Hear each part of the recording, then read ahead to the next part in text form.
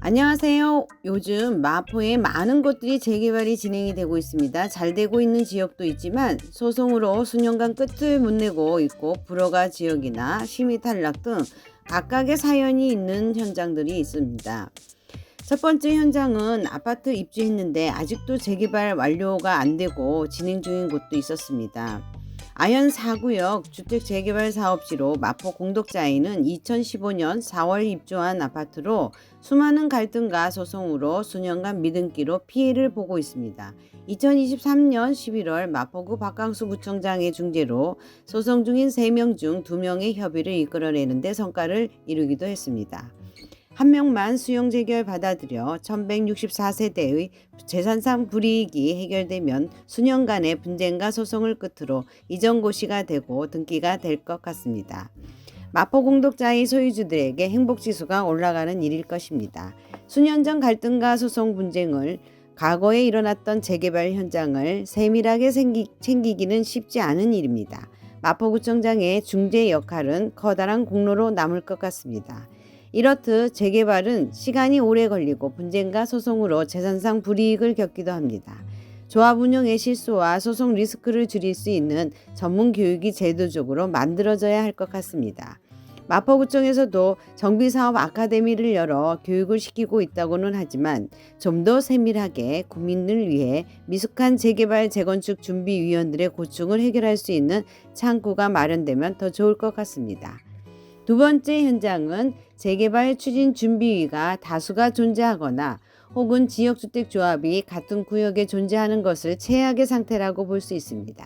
2002년 아현 뉴타운 지정되었다가 해제되었던 것이 진행이 되고 있는데 준비사무실이 2개가 존재하고 있었습니다.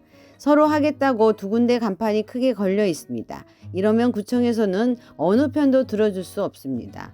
한쪽 편을 들어주면 다른 한쪽이 민원을 넣게 됩니다. 민원은 구청 공무원들을 곤란하게 하는 일이라 민원 발생하게 되면 더 더디게 될 수밖에 없습니다. 한쪽이 힘을 빼고 한 팀으로 모아야 빨리 진행할 수 있을 것 같습니다.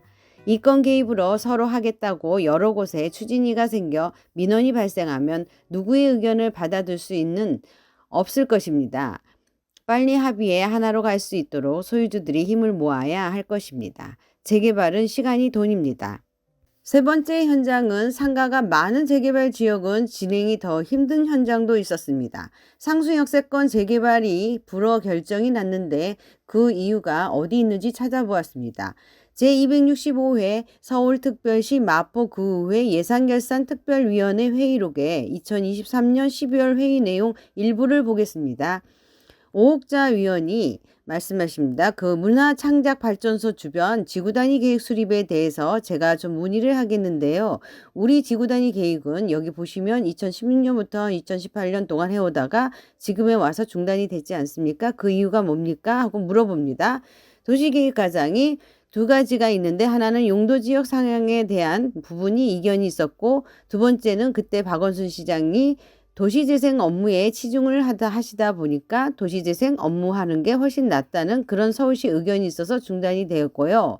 또 하나는 문체부에서 문화창작발전소 약 1천억을 들여 포디움이라든가 공연장이라든지 이런 것들을 지금 건설하고 있다. 그러면 그 지역을 연계할 필요가 있다. 축이 단절되는 것보다는 지구단위 계획을 통해서 재개발 사업을 못하게 하는 방법은 없습니다. 현행상 다만 그 지역이 대규모로 그렇게 개발이 되는 것보다는 노후주택단지는 몇 개 필지가 될지 10개 필지가 될지 20개일지 모르겠지만 연구를 통해서 공동개발 허용하는 것이 현 시점보다 더 낫지 않나 하는 생각이 저희 구 입장이고요. 지금 위원님 말씀대로 그런 부분에 대해서 사전에 주민들한테 설명회를 할 수 있고 그런 것으로 보완이 되지 않을까 이런 생각은 듭니다.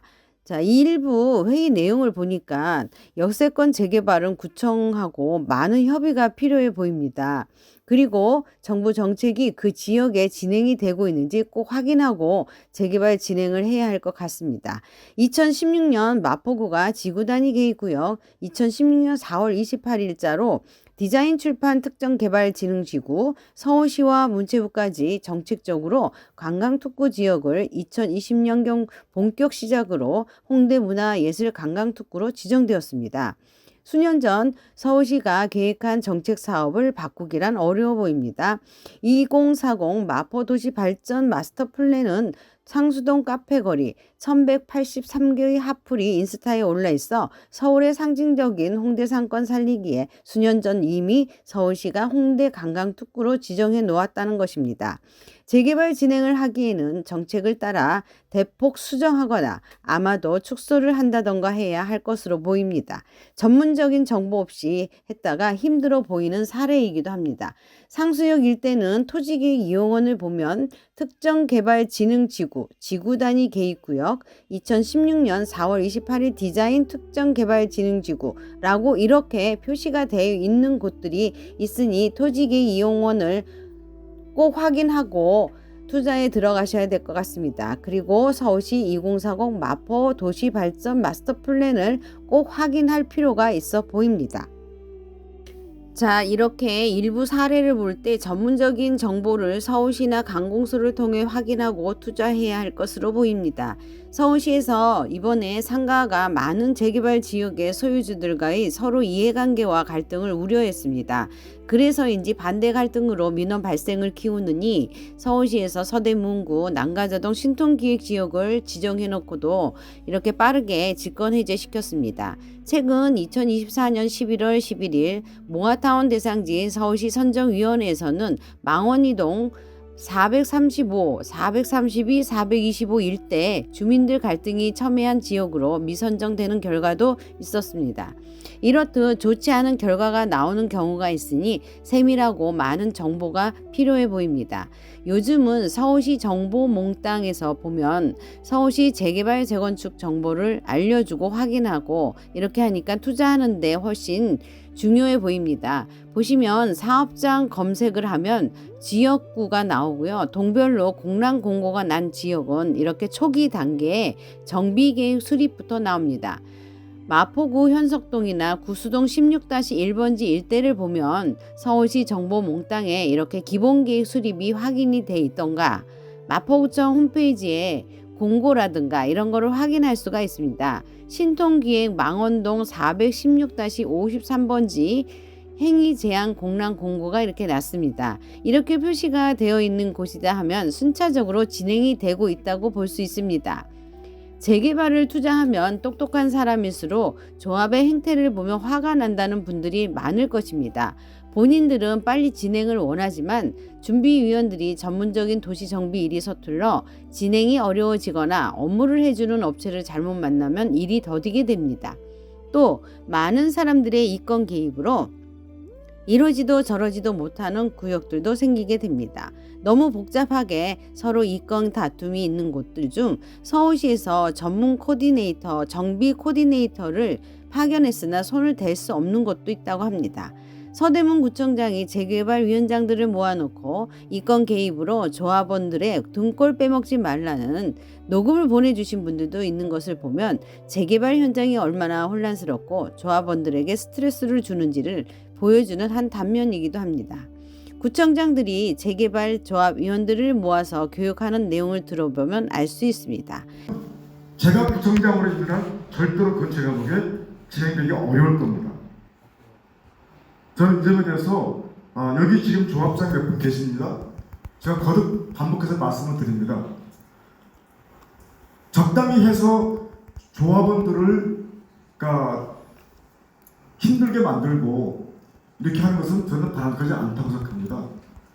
규정을 있으면 규정을 지키고 바른 방향으로 조합을 이끌어갈 때 주민의 신뢰를 받을 수가 있고 일을 성공적으로 끝내갈 수 있다고 생각합니다. 요즘에 보면은 일부 조합에서 일부 변호사들을 앞세워서 그야말로 우리 조합원들의 등골을 빼먹는 일을 하는 그런 조합들이 있습니다. 저는 지금까지는 그런 게 통했을지 모르지만 제가 구청장으로 있는 한 절대 통하지 않습니다. 이런 극한의 스트레스를 극복하는 방법은 내가 집행부에 참여를 하던가 아예 관심을 끄고 살아야 됩니다만 내 재산이 들어갔는데 관심을 끄는 건 사실 굉장히 힘듭니다. 여러 조합장들을 만나보니까 이구동성으로 처음 준비했을 때 슬쩍 들어와 도와주는 척하고 자리만 차지하고 고생한 사람들을 밀어내려고 할 때가 있었다고 합니다.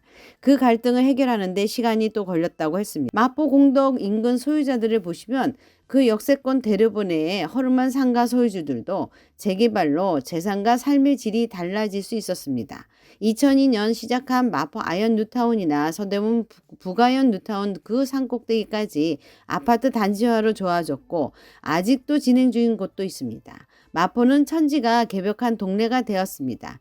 이렇게 많은 일들이 각각의 사연들로 재개발 현장에서는 일어나고 있습니다. 의식주 중 주가 주거에 해당되는 부동산을 가리키는 것으로 주거는 경제를 일으키는 기초이기도 합니다.